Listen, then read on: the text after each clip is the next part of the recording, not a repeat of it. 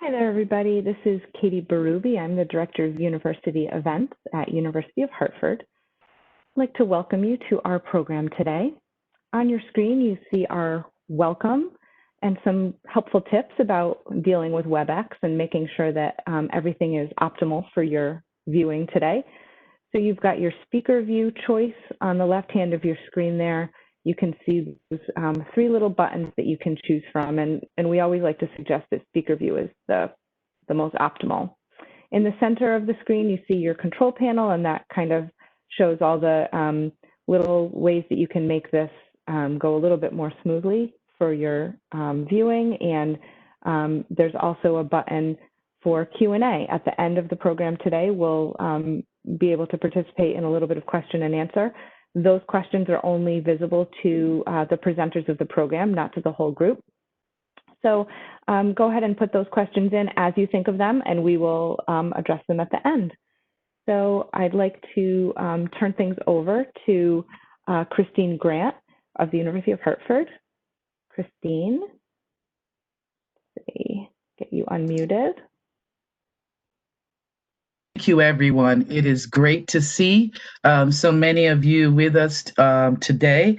And as we continue to celebrate Hispanic Heritage Month here on campus, I also want to make welcome Dr. Anthony De Jesus. And again, Dr. De Jesus is from the University of St. Joseph. Today, he will be addressing the topic from Spanish speaking to Latinx. 3 Afro-Puerto Ricans who championed inclusion, a very important topic for this time in our country. Dr. Anthony De Jesus is an associate professor in the Department of Social Work and Equitable Community Practice and acting director of the MSW program at the University of St. Joseph in West Hartford, Connecticut. He received a BSW from the Dominican College, a MSW from Boston University School of Social Work, and a doctorate in education from Harvard University. A former school social worker, he has advanced a multidisciplinary research agenda with a focus on culture and identity, access to higher education institutions, and to culturally responsive services in the community-based mental health, child welfare, and youth services. Again, thank you, Dr. De Jesus, for joining us this Friday afternoon, and we look forward to your presentation. So are yours. Thank you. Okay, thank you, Chris. And I'm going to pass the controls over to Dr. De Jesus. So everyone just give me a moment to get that done.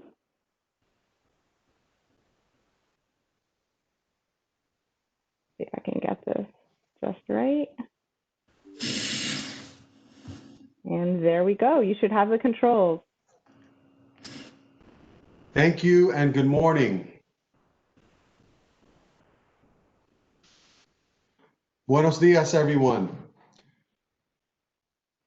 It's a pleasure to be with you this morning, and I only regret that we can't be in person, but this too shall pass. My presentation this morning is titled From Spanish Speaking to Latinx, 3 Afro-Puerto Ricans who championed inclusion.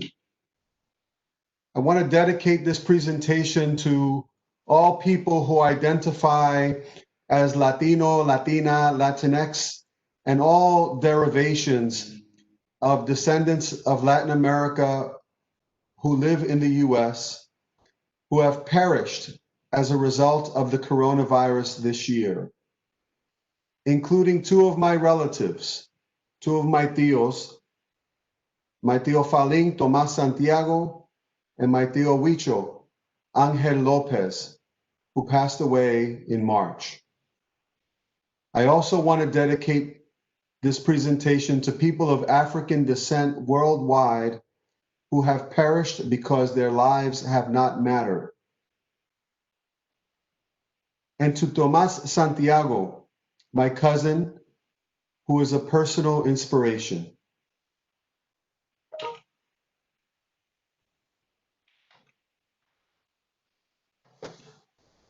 So in thinking about this presentation, I've thought about my own coming of age as a college student and as a professional and as an adult. The convergence of these experiences in Puerto Rican studies courses at Lehman College in the Bronx, in a course that looked at Latino identity and taught by Professor Javier Totti, who is one of many mentors of mine in Puerto Rican Latino studies. And there, it was a time when the U.S. was experiencing a convergence around the term Latino as a label for understanding the social and political impact of those of Latin American descent, and that term was emerging in response to a sense of limitation around the term Hispanic, which was felt by many to not fully address or incorporate the indigenous and African identity, in particular, of individuals who were descendants or who had migrated from many countries in Latin America. And so, so that transition really marked my own professional identity and my own understanding of myself as Latino. I think it's important to state that, and that the philosophical and research paradigm of constructivism asserts that identity is socially and politically constructed and is continually evolving. So I think that when we think about these terms, it's important to understand that in a broad and evolving context. In this regard, the term Latinx is the current expression of a decades-long struggle for individuals of Latin American descent living in the US to assert their identity in reaction to having labels imposed. So part of that is a sense of that the label itself is excluding dimensions of our identity that we want to emphasize, that we choose to emphasize. And often those dimensions of identity and our intersectional identity are our gender, our sexual orientation, our socioeconomic status, which all of these, which may be fluid and evolving in reaction to kind of binary constructions of identity, are important to recognize, and that these identity markers are powerful yet imperfect means for conveying the complexity of anyone living within a socio-political landscape where racial, ethnic, cultural, and linguistic identities are contested. So in this regard, the term Latino, Latina, Latinx are perfectly imperfect in seeking to capture the complexity of the way which many people living in the United States understand themselves. And in this sense, I go back to a quote from Roll that Dr. Elba Crespo shared with me many years ago. And this is that in reference to the term Latino, Latina, Latinx, or even Hispanic, or any other identity marker that we might claim and identify with, that there are ways in which being Latino, or that everybody who identifies with being Latino, there are ways in which we all have certain things in common, that we might have things in common with all other Latinos. There are ways in which one Latino may have many things in common with some other Latinos, and there are ways in which one Latino will have things in common with no other Latino. And I think that last one is what's most important in my field of social work and in education in regards to really seeking to understand what an individual seeks to emphasize about their identity, what has meaning for them, rather than what I may choose to see or what socio-political labels I choose to emphasize. In social work and in broader professional mental health professions and health professions, we talk about this as cultural humility, as being open to what the individual seeks to emphasize about their identity rather than our own lens and our own framework. And so I think that this is how I understand the evolving labels used to identify contested identities. And so in this regard, especially for those of you who are currently undergraduate students who are coming of age where the term Latinx is really being emphasized as an important way to address the exclusion of the exclusion and the power relations, the differential gender power relations in the Spanish language, that this too may evolve in your career and in your lifetime. And so I invite you to think about the long view and the way in which your experiences and your struggles will continue to shape what it means to be Latino. This is really a key theme of my talk today. And in this regard, the idea that I learned from Angelo Falcón of un detrás pa'lante is very important. The backward-forward motion of a past and present that most usefully point to the unfolding of that which has not yet happened. In this regard, this talk briefly reviews the contributions of three Afro-Boricuas, three Afro-Puerto Ricans that illustrate themes of migration, exclusion, and struggle for inclusion that provide insight into our present and suggest something hopeful about the future of Latinos, Latinas, Latinx in the US. In this regard, I want to say that my own experience has been informed and inspired by the three historical figures I'm going to briefly describe today. And as a first generation college graduate of Puerto Rican descent, who has identified largely as New Yorican and Diaspora Rican, these three Afro-Puerto Ricans, all of them acknowledged the African identity in their Puerto Rican heritage and in their families, something that is also not always acknowledged within Puerto Rican families. And the poem by Fortunato Vizcarrondo, "Y tu abuela dónde está?" and "Your grandmother, where is she?"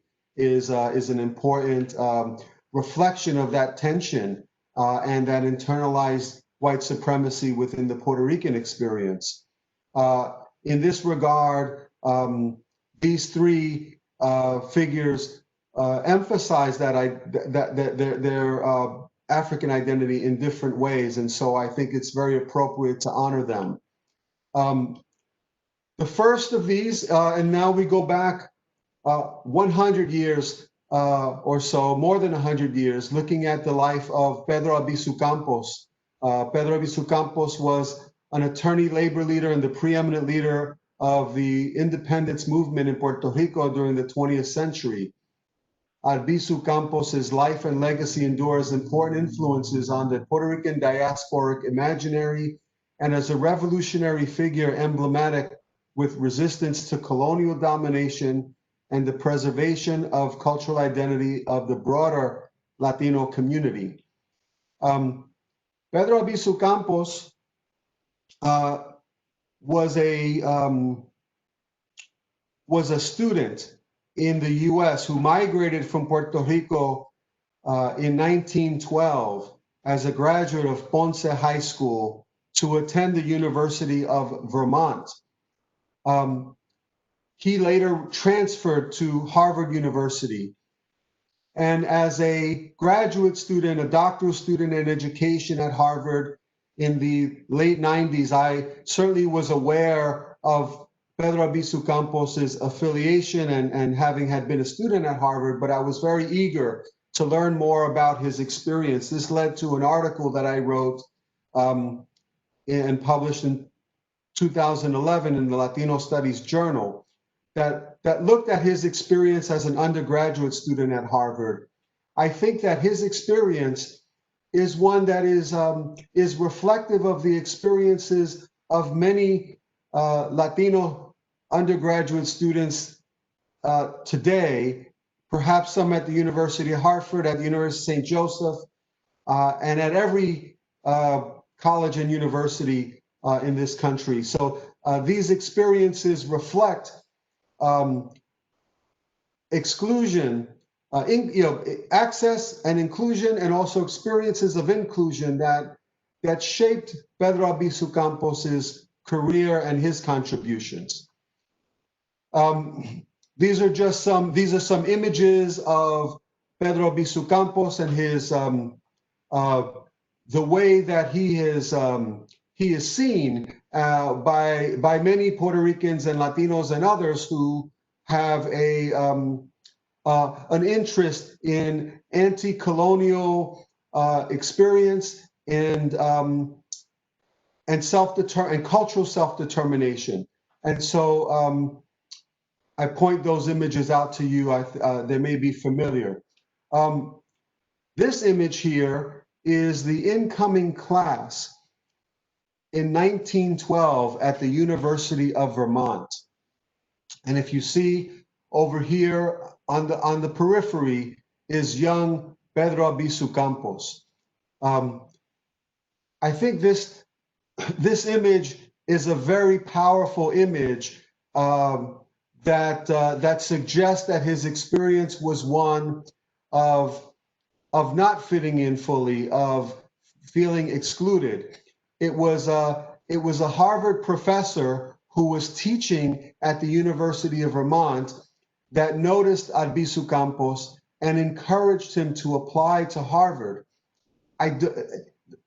In the documentary evidence that I reviewed, I was not able to find what the nature of those conversations were like, but I suspect that there were conversations about being in a more diverse and dynamic environment, learning environment at Harvard at that time.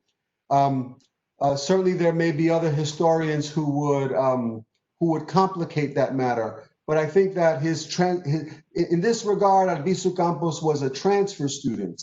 That was an experience that is very common for many of the students I work with, Latino, African American, working class, first generation students that begin their college journey in community college and then transfer to a four-year institution and into our social work pathway toward an MSW in a graduate program like the University of St. Joseph or our other fine School of Social Work here at UConn. This is a copy of his admissions application. This as many Latino students, some at the University of Hartford who become active in student organizations, and Albizu Campos was the president of the Cosmopolitan Club, which was an international student organization at Harvard, and in that role, he was the presenter and introduced many foreign dignitaries who came to the campus to present. Notably among them was the Indian poet Rabindranath Tagore and the then exiled leader of the Irish revolutionary movement, Eamon de Valera. So as a transfer student, Albizu Campos had a number of experiences that where he struggled to fit in. He had to work. He worked as a teacher. He worked as a journalist and as a tutor in order to. And he wrote about this in this essay that was in his student file. And he had to struggle to balance taking care of himself, sending money to his sister who was in New York, and also managing the different demands of being a student. He also he experienced health issues, one of which was not having the correct prescription of eyeglasses, and he lost a semester in one class. He had difficulty, and he had to write about this because he had not met all of the expectations that were set out for him by the admissions committee for particular grades. And so he wrote this very persuasive letter to the committee requesting a waiver from one of those conditions. And it was around a particular letter grade. In this letter, he describes everything that he did as a student. And in this next slide, I transcribed that section. I think that his voice in this letter has been an inspiration to me, and I hope it is to you, particularly those of you who are students at the University of Hartford and elsewhere, and also to the faculty who support them. And in this regard, I'll share this. In the university, I have consistently evaded elementary courses unless required as a condition to admission to advanced courses. I have endeavored to seize the beautiful opportunity for learning here. For instance, I have not taken any courses in Spanish or Portuguese, both of which I know, and if I had been seeking for marks, would my courses in distribution would have taken in the division of Romance languages. On the contrary, the courses taken to fill the requirements for distribution are in German, French, and political science, and most of them are advanced courses. I have done this in spite of the financial needs under which I have labored. To have taken courses in Spanish and Portuguese would have meant higher marks and better prospects of scholarships. So in this beautiful prose, Albizu Campos talks about how he challenged himself and sought to demonstrate that. The committee that had to make the decision and evaluate whether they would grant him the waiver was persuaded and did grant him the waiver. And as a result, he was able to graduate and was admitted to Harvard Law School. During that period in Harvard Law School, the United States entered World War I, and Albizu Campos, at which time he believed that the United States, which had acquired Puerto Rico as part of its invasion of Puerto Rico, Cuba, and the Philippines during the Spanish-American War, not 20 years prior in 1898, Albizu believed that the United States, as it did to Cuba, would grant autonomy and independence eventually to Puerto Rico. And he signed up to be a second lieutenant in the United States military and served in World War I. And historians debate, but some assert that it was during that period that he experienced in a significant way U.S. racism within the military, and that these experiences informed him as he returned and completed Harvard Law School, and then began his career as a lawyer and as a nationalist leader and revolutionary and anti-US colonial force in Puerto Rico in the 20th century. So these experiences, I think, are significant, and we'll come back to them after the other two figures I present on. The next person I'm going to talk about is Felicita Mendez. Felicita Mendez was born in Puerto Rico and migrated with her family in the 1920s to Pima County, Arizona, to pick cotton. There was a strike of Mexican farm workers, cotton picking farm workers in Arizona, and they sought, as was the case since Puerto Rico became part of the US, they recruited migrant laborers from Puerto Rico to replace those Mexican workers in California. It was there that Felicitas married Gonzalo Mendez, a Mexican who was a naturalized citizen.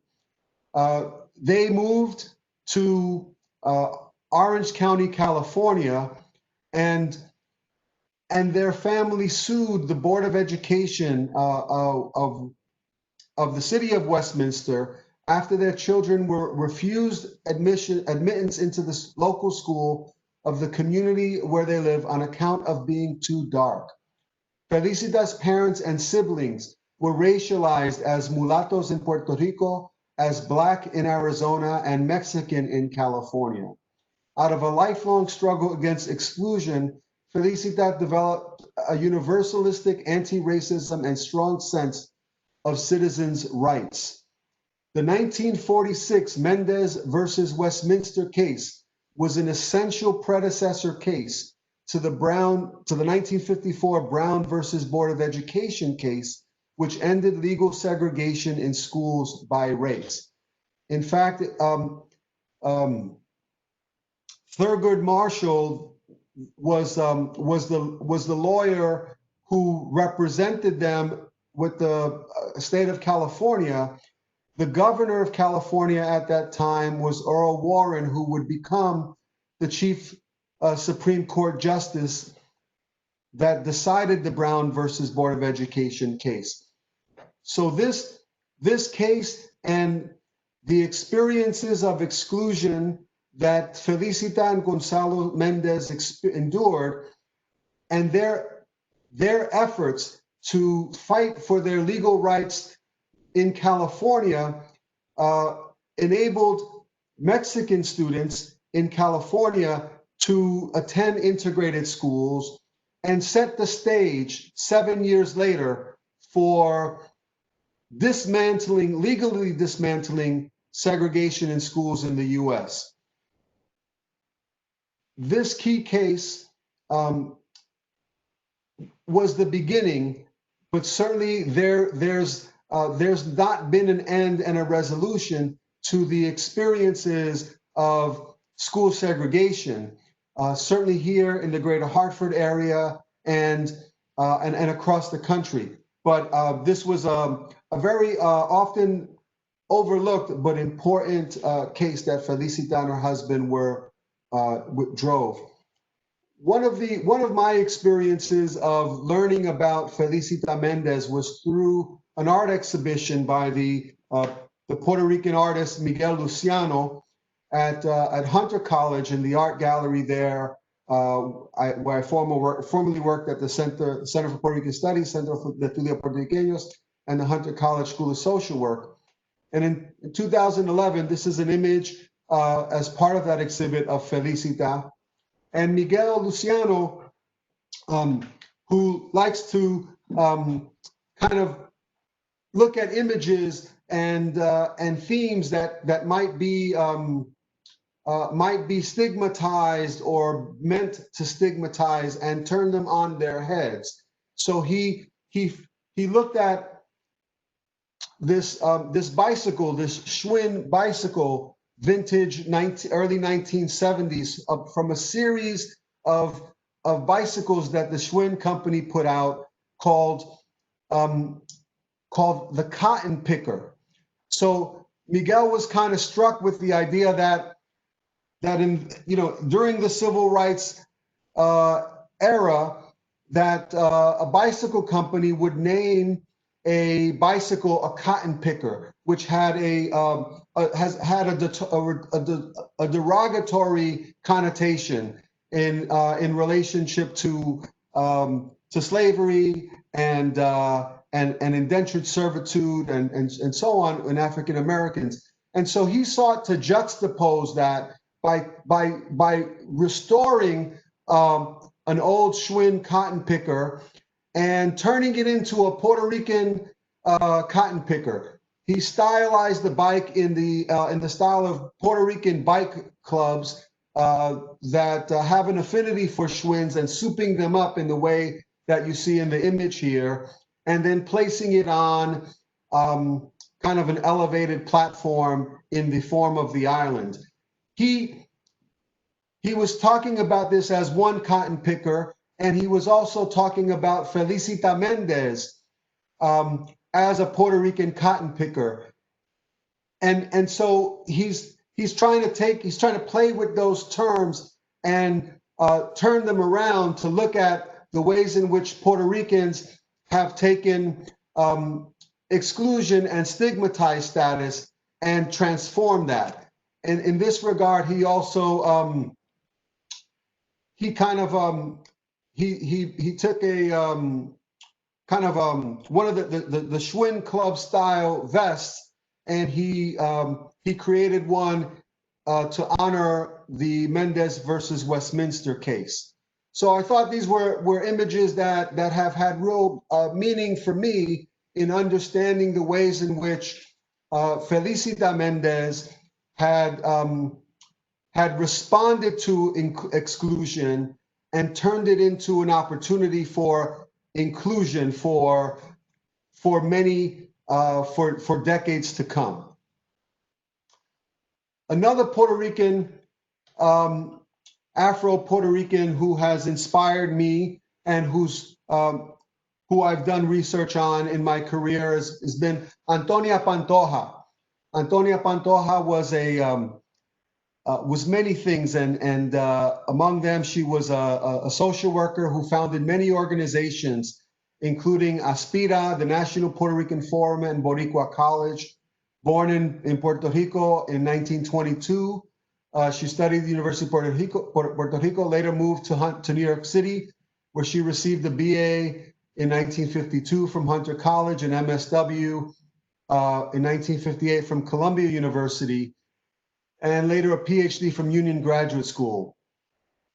She was on the faculty of the School of Social Work at San Diego State University, and later founded the Graduate School of Community Development, an institution that served communities and neighborhoods throughout the nation. She was involved in a variety of community and professional organizations, all working toward the goal of building stronger Puerto Rican and minority communities. I was interested, based on my dissertation research that looked at a Latino community high school in Brooklyn, Williamsburg, Brooklyn, called it Puente Academy for Peace and Justice, in the origins of Puerto Rican activism and its alignment with its alliances with African American activism to desegregate public schools in that post-Brown versus Board of Education era. In the 1960s, this really was focused around the community control movement.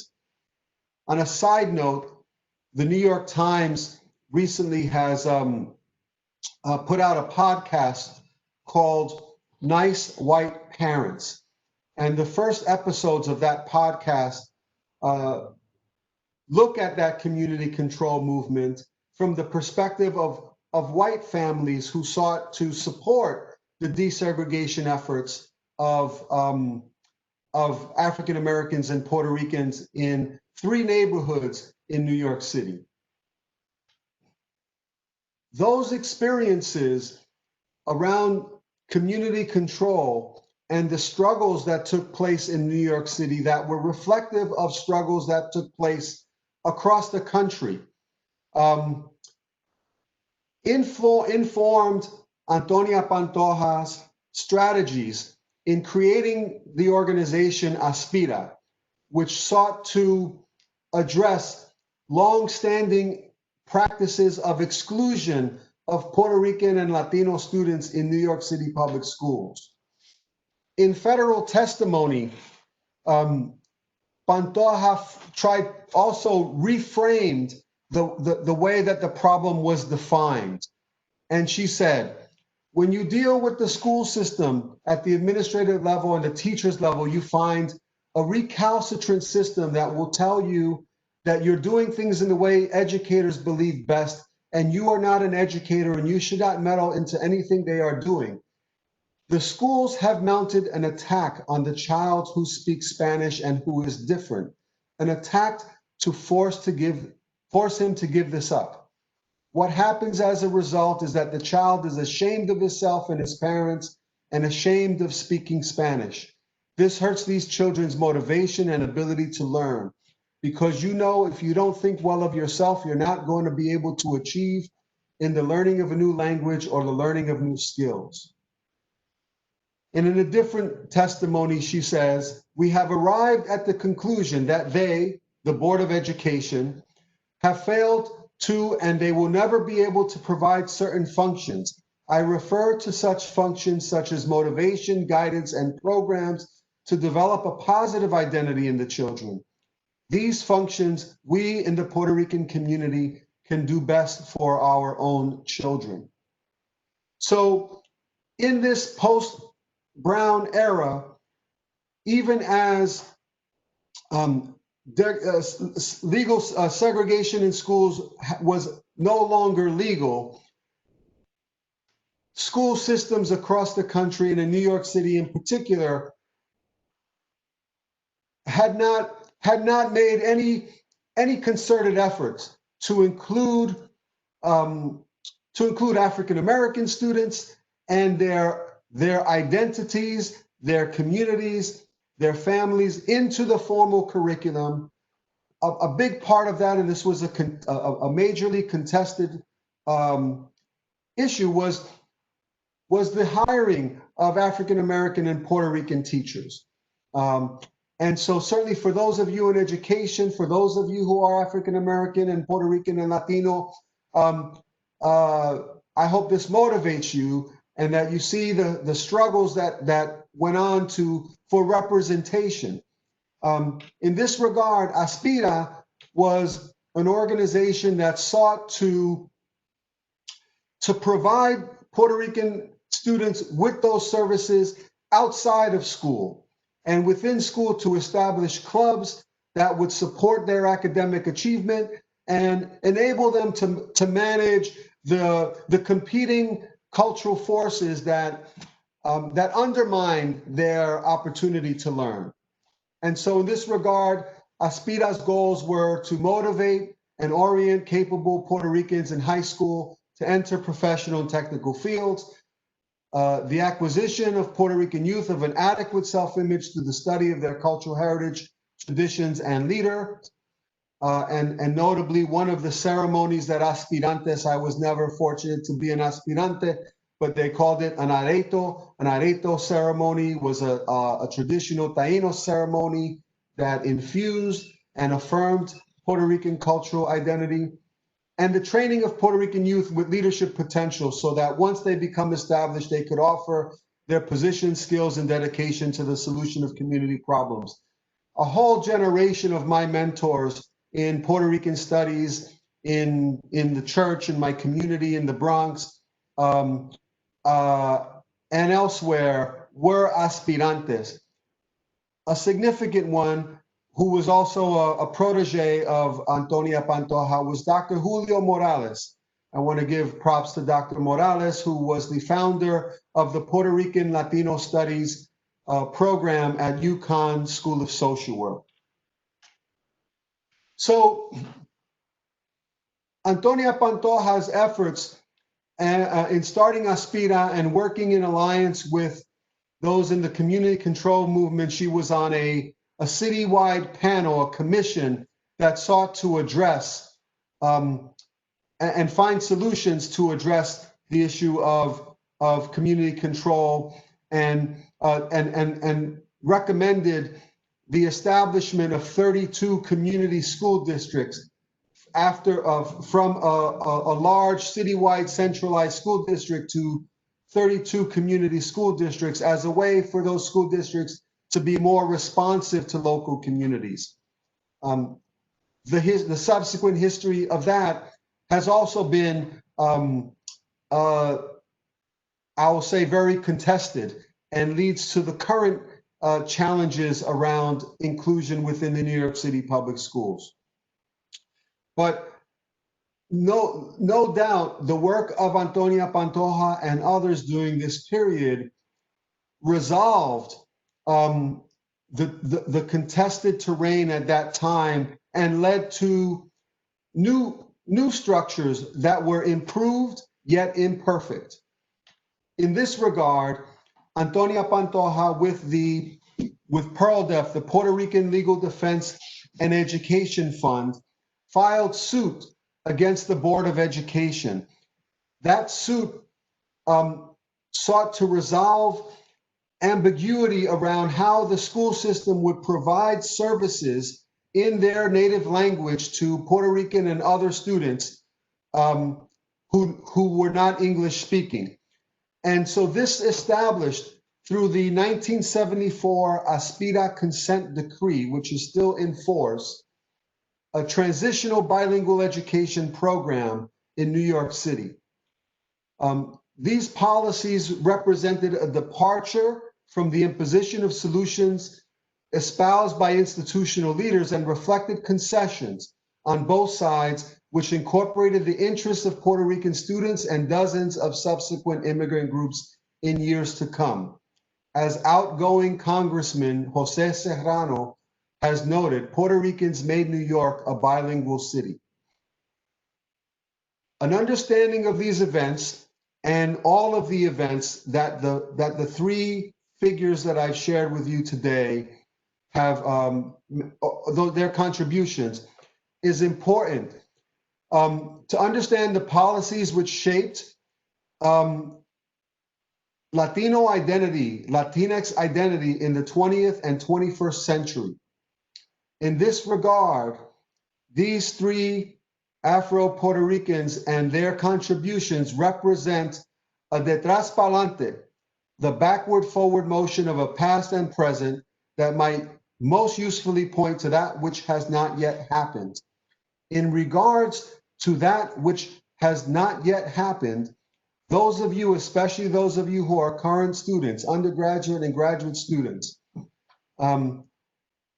your formation as professionals and leaders today is going to shape the contributions that you make in the decades to come, and you will contribute to shaping the future of our country and what it means to be Latino and Latinx in the decades to come. In this regard, I end my formal comments and presentation and open it up for questions informed by this question: what do these champions and their stories suggest about the future development of Latino, Latina, Latinx communities in the US and opportunities for diversity and inclusion?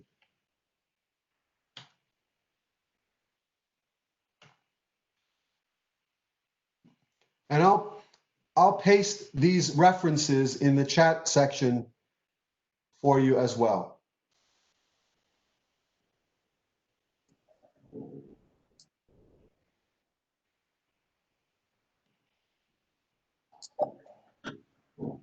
Thank you, Dr. De Jesus, for that tremendous learning opportunity, and for all the information provided, historical work provided, and the contributions made by these three individuals as it relates to how they have helped to shape Hispanic identity. Please, again, feel free to ask any questions. I see one in the chat from Dr. Tejada. If you would type that in for us, please. And I'll keep an eye on that as well, Chris. And see Sure. if we get Yeah, get some I see questions. that Karen Tejada has a question. Yep, we'll see if it pops in here. Okay. I was going to try to have her question to go before I have mine's put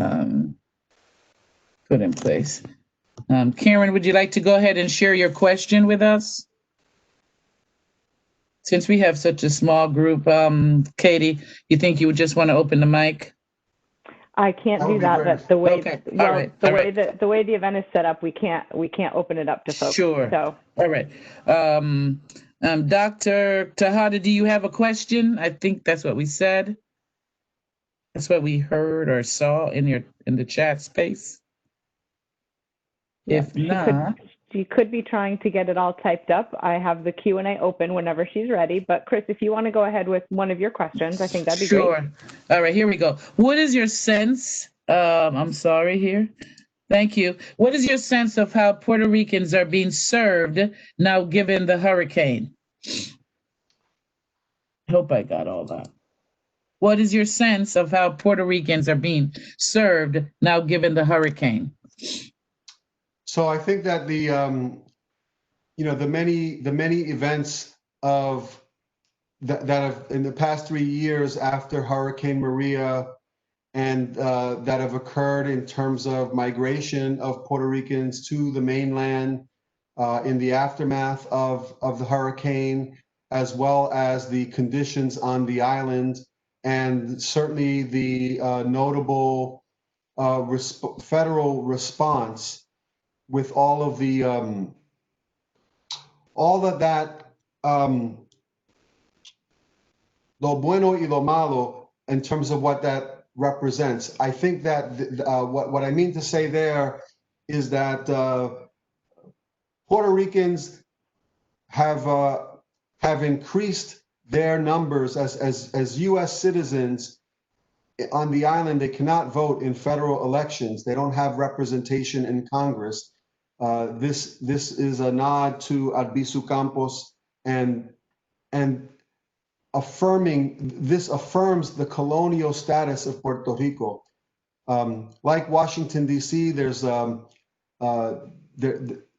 local taxation. There's not federal taxation, but there's no representation.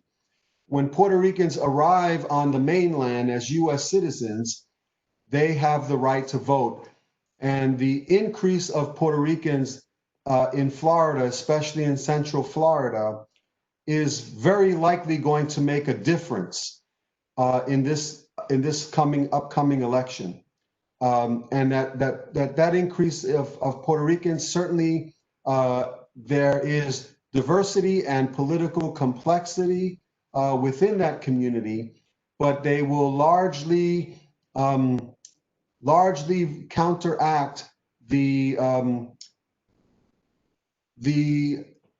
Cuban American vote, which is again another politically complex community, but is very likely to vote Republican, whereas Puerto Ricans will vote Democrat. I think that's one level of how Hurricane Maria and the politics of Hurricane Maria, and also the president's decision to finally release funds to support the rebuilding of the island in the past month in the lead up to the election.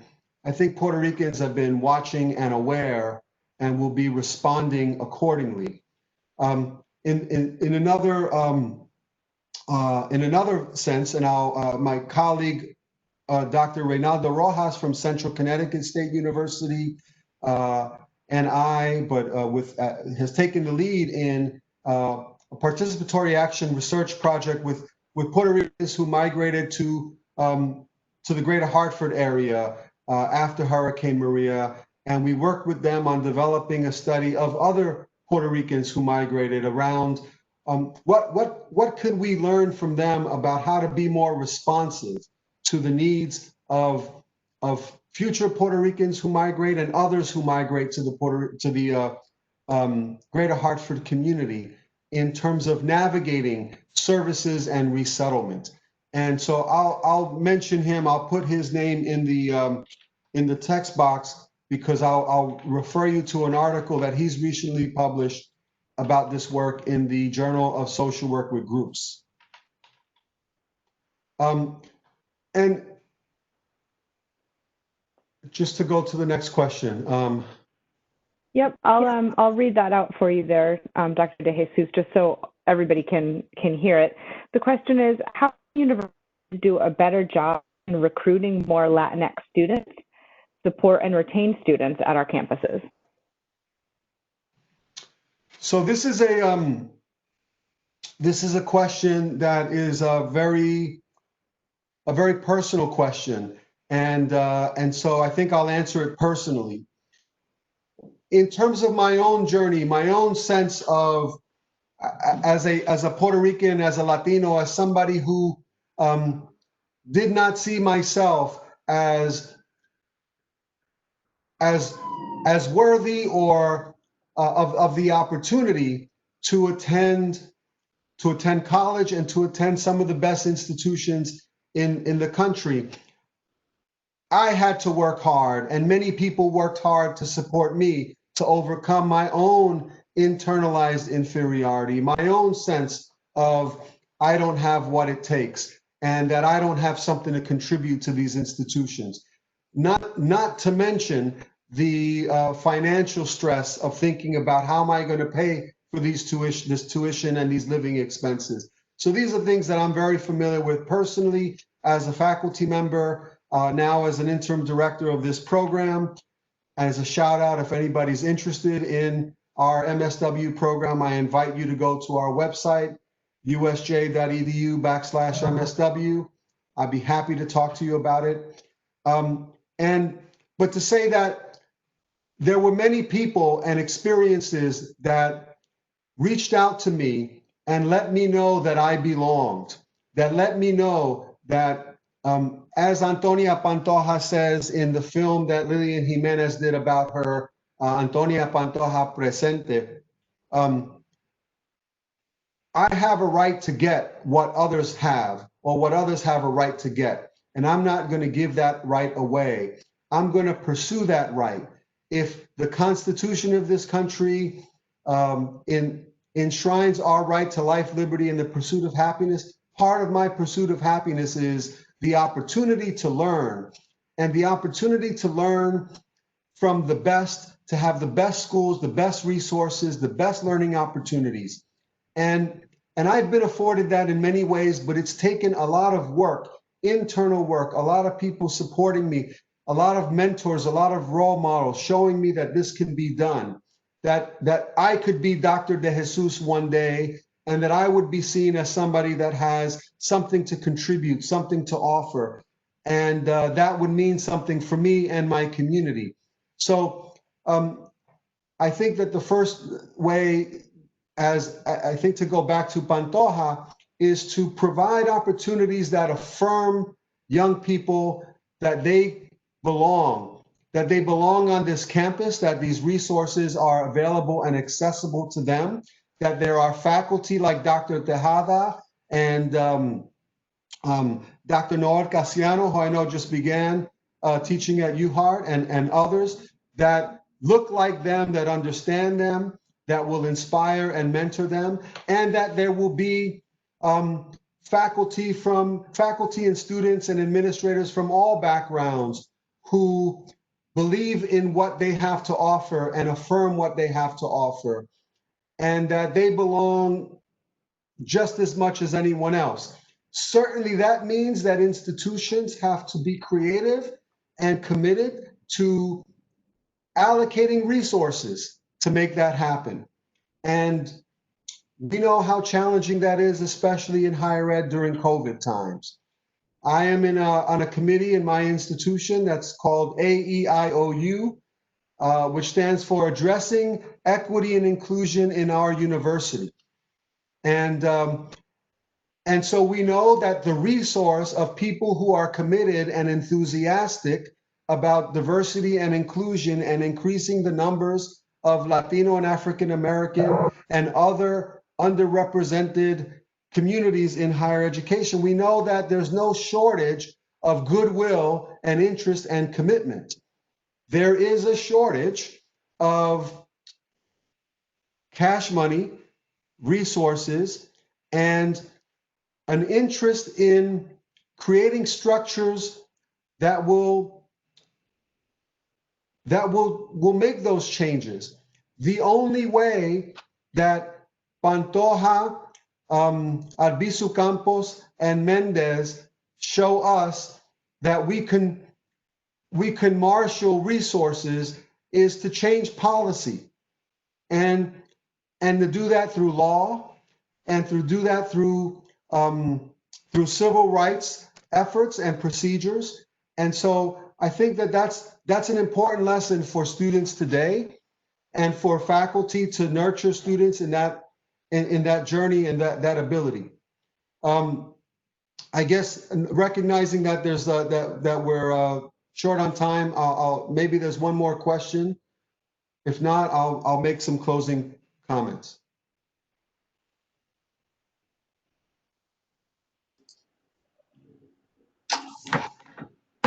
I don't see, Katie, do you see any other questions? So Dr. Tejada has asked, how do I see Puerto Ricans leading the fights now, maybe in regards to Black Lives Matter and even immigrant causes? So Thank you. I'll refer to a conversation I had with Dr. Tejada around the work that she's doing with Latino Justice. Latino Justice is the current incarnation of the Puerto Rican Legal Defense and Education Fund, and is working with Central American immigrants in Long Island and other Latinos, taking up cases that go beyond the scope of its original founding with Puerto Ricans. I think that's a very important reflection of the ways in which Puerto Rican organizations that were created by Puerto Ricans have worked in alliance with other communities. Certainly there are tensions within Puerto Rican communities, within every community, and that it's important to transcend. In regards to, I want to speak about, in closing, I'll build on that question and talk about one organization that I'm involved with that's using a civil rights approach to diversity and inclusion here in Connecticut, and that is Open Communities Alliance. I'll invite you to look up Open Communities Alliance Connecticut, and it's a civil rights organization that's using policy and legal strategies to get high opportunity communities in Connecticut to support their fair share of affordable housing, to eliminate exclusionary zoning practices that prevent affordable housing from being built in many of our suburban communities, and that have maintained segregation in urban communities where there are fewer resources allocated or available in terms of learning and education, and lots of struggles about how to do that, right? So this is all very complex stuff, but historically, as in the Brown versus Board of Education case, we've sought to make schools, to desegregate schools, but we didn't seek to desegregate our communities, our residential communities. So I think Open Communities Alliance is doing important work, and it's one of the kinds of efforts that I would encourage other Puerto Ricans, other Latinos, and anybody to be involved in. And there's a groundbreaking application for an affordable housing effort that Open Communities has applied for in the town of Woodbridge, Connecticut. So I invite you to look that up and get involved. In this way, my work with them and other work I do as a professor, notwithstanding my own shortcomings and contradictions, is the way that I seek to live the legacy of these three Afro-Puerto Ricans. And I thank you all for your engagement and attention this morning. Thank you very much, Dr. De Jesus. I also want to thank the students in our UHart HSLA for attending today's session, and over in the Student Engagement Office, and for all that they're doing also on campus to inform the rest of the campus about Hispanics, Latino culture here at University of Hartford. I also want to thank Dr. Tejada for her questioning, the great questions that have really enlightened us. Again, Dr. Anthony De Jesus, I thank you, and we look forward to continue to working with you, and have an awesome Friday. Thank you to Institutional Advancement for helping us with today's presentation. Thank you. Gracias.